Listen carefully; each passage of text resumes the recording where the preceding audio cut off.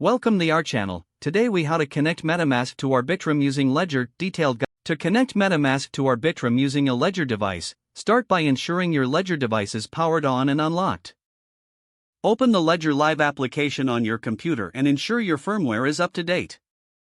Next, navigate to the Accounts section and confirm that you have an Ethereum account set up on your Ledger. If you don't have an Ethereum account yet, create one in the Ledger Live app. Once you have your Ethereum account ready, open the MetaMask extension in your web browser. If you don't have MetaMask installed, download and install it from the official website. After opening MetaMask, click on the account icon in the upper right corner. Select Connect Hardware Wallet from the drop-down menu. Choose Ledger from the options presented and click Connect. MetaMask will now prompt you to connect your Ledger device. Follow the instructions on the screen and confirm the connection on your Ledger. You may need to open the Ethereum app on your Ledger device to proceed. Once connected, select the Ethereum account you wish to use with MetaMask. Click on Unlock to gain access to your Ledger account in MetaMask. After unlocking your account, head to the settings by clicking on the account icon once again.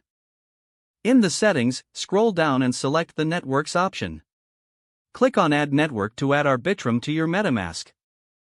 Enter the necessary information for the Arbitrum network. For the network name, type Arbitrum1. For the new RPC URL, use https://arb1.arbitrum.io/rpc. Fill in the chain ID with 42161. Now, switch your MetaMask network to Arbitrum by selecting it from the drop-down menu.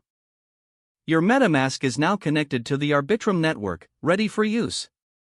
You can manage your assets and interact with decentralized applications on Arbitrum through MetaMask. Always ensure your Ledger device is locked when not in use for enhanced security. Enjoy exploring the Arbitrum ecosystem with your Ledger-secured MetaMask account. If the page does not load, refresh the browser or try again in a private or incognito window. Make sure you are using the correct email address, then retype it carefully to avoid small typos. If your password is not accepted, use the reset option and create a new strong password you can remember. Check your spam folder for verification or security emails, then complete any requested confirmation steps.